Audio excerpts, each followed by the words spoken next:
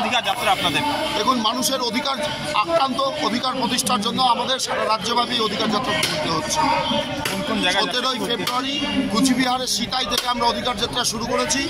রাজ্যের প্রত্যেকটা জেলা, প্রত্যেকটা মহকুমা কভার করে আগামী 10ই মার্চ যাদবপুর এইটিভিতে গিয়ে আমাদের অধিকার যাত্রা সমাপ্ত হবে এবং 14ই মার্চ আমরা নবান্ন অভিযান কর্মসূচি সংগঠিত করব। মানুষের দাবিকে যুক্ত করে নিয়ে সেই নবান্ন অভিযান সংগঠিত হবে। আজকে কোথায় কোথায় যাচ্ছেন? আজকে এখন এই মুহূর্তে দাঁড়িয়ে জলপাইগুড়ি সদরে আমরা মিছিল পরিক্রমা করছি।